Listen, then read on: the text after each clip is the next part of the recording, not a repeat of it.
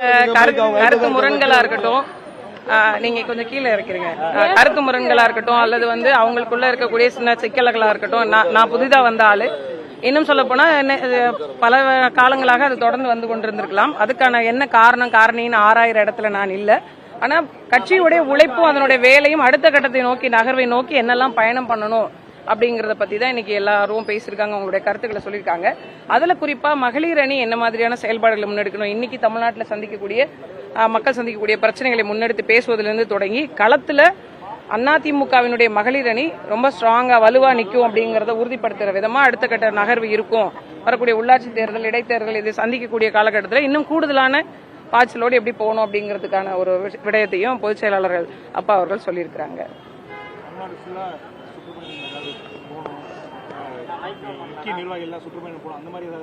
இல்ல, விரைவில் ஒவ்வொரு மாவட்ட ரீதியான ஒரு பெரிய கட்டமைப்பு, அதாவது ஏற்கனவே இருக்கக்கூடிய கட்டமைப்புகள்ல புதுப்பிக்கின்ற விதமாகவும் அதுக்கு புத்துயிர் பாய்ச்சுகின்ற விதமாகவும் ஒரு மிகப்பெரிய ஒரு திட்டம் இருக்கு. அது விரைவில் அப்பாவே சொல்லுவாங்க. அதுக்கான அடுத்த கட்ட நகர்வை நோக்கி சில பேருக்கான பொறுப்புகளும் வழங்கப்படும். அதை பொறுப்பெடுத்து அவங்க முறைப்படி செய்வாங்க அப்படின்றதையும். கட்சியிலிருந்து வெளியே போறது கட்சிக்கு ஒரு பின்னடைவா இல்லையா? ஒரு மாவட்டத்தோட முகமா இருக்கவங்க எல்லாம் முன்னாள் அமைச்சர்லாம் போறாங்க, மாவட்ட இல்ல.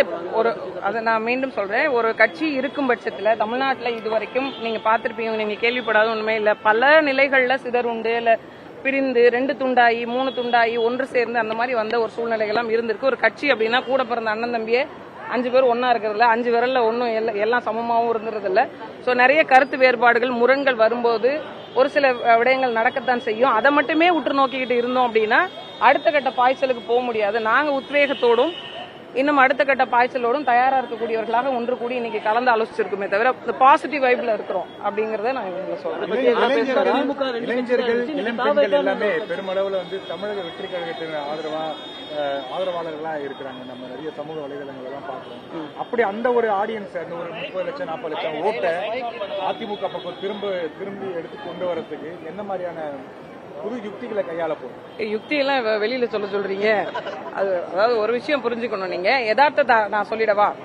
இன்றைக்கு தமிழ்நாட்டினுடைய இளைஞர்கள் இளம்பெண்கள் அதிகப்படியாக டிவிக்கு பக்கம் இருக்கிறதா இருந்திருந்தது முழுமையா அப்படின்னு சொன்னீங்கன்னா 50 விழுக்காட்டுக்கு மேல டிவிக்கே பெற்று சதவீதத்தை பெற்று ஆட்சி அமைச்சிருக்கணும், பெரும்பான்மையில ஆட்சி அமைச்சிருக்கணும். அப்படி ஒரு சூழ்நிலை இல்ல. நீங்க திமுகவும் அதிமுகவும் வாங்கியிருக்கிற வாக்கு வித்தியாசத்தை நீங்க பாத்தீங்க அப்படின்னா இவங்க வெறும் 35 வாங்கியிருக்காங்க, அவங்க 45க்கு மேல, அதாவது நான் கூட்டணி கட்சி இல்லாம சொல்றேன், 45க்கு மேல வாங்கியிருக்காங்க. யதார்த்த களம் என்ன அப்படின்னா ஒரு சில மாவட்டங்கள்ல டிவிகேவால நிலை பெறவே முடியல. இப்ப நான் இருக்கக்கூடிய டெல்டா மாவட்டத்துல, நாகப்பட்டினம், திருவாரூர், மயிலாடுதுறை மாவட்டத்துல ஒரு இடத்த கூட வெல்ல முடியல. அப்ப என்ன அப்படி இருக்கும் பட்சத்துல நிறைய மாவட்டங்கள் இப்படி இருக்கு. இதுல இளைஞர்கள் அங்க இல்லாம இருந்துட்டாங்கன்னு சொல்ல வரீங்களா? அப்படி இல்ல. அங்க இருக்கக்கூடிய களம், யதார்த்தம், அரசியல் புரிதல், இது எல்லாத்தையுமே கணக்கிட்டு தான் நம்ம சொல்ல முடியும். இன்னைக்கு சென்னையில் இருக்கவங்க பல பேர் பல தொகுதிகளில் அவங்க வரணும் அப்படின்னு இளைஞர்கள்லாம் சேர்ந்து ஓட்டு போட்டிருக்காங்க. இன்னைக்கு அதே இளைஞர்கள் இன்ஸ்டாகிராம்ல எங்களுக்கு மின்சார தட்டுப்பாடு இருக்கு, பெண்களுக்கு பிரச்சனைகள் இருக்குன்னு பேசுறாங்களா இல்லையா? இந்த தேர்தல் அப்படிங்கிறது தமிழ்நாட்டோட அரசியலை தீர்மானிக்கின்ற தேர்தலா அப்படின்னு கேட்டீங்கன்னா நான் இல்ல அப்படின்னு தான் சொல்லுவேன். இது யதார்த்தமாக நீங்க எடுத்துக்கிட்டீங்க அப்படின்னா இதுதான் அப்படியே அடுத்து வருமானா? இல்லை. அதற்கு மாறாக ஒரு களத்தை தான் இந்த சூழ்நிலை உருவாக்கி இருக்குன்றத உங்களை மாதிரி நாங்களும் அதை அறிஞ்சிருக்கோம். வரக்கூடிய இளைய தலைமுறைக்கு உண்மையிலேயே எல்லாரும் கொள்கை விளக்க பொதுக்கூட்டங்கள் நடத்துவாங்களே, அதிமுக சாதனை விளக்க பொதுக்கூட்டங்களை நடத்தும். ஏற்கனவே இது இளைஞர் தலைமுறைகளுக்கும் கல்வி படிச்சவங்களுக்கும் கல்வியில் இருக்கக்கூடிய பயன்பெறக்கூடியவர்களுக்கும் என்ன மாதிரியான வாய்ப்புகள் எல்லாம் செய்திருக்கிறது, வரக்கூடிய காலகட்டத்தில் என்ன மாதிரியான புதுமையான திட்டங்கள் இருக்கு அப்படிங்கறத உறுதிப்படுத்த இன்னைக்கு பொதுச் செயலாளர்கள் பேசினது பெண்களுக்கான பெரும் வாய்ப்பை உருவாக்கி கொடுப்பதற்கான ஒரு வேலையும் அதிகாரப்பூர்வமாக அவர் அறிவிக்கவும் இருக்கிறார். அப்ப இது போன்ற விஷயங்களை கடத்துவதுதான் எங்களை போன்ற பிள்ளைகளோட வேலை. அதை இளைஞர்களுக்கு நாங்கள் சொல்லுவோம்.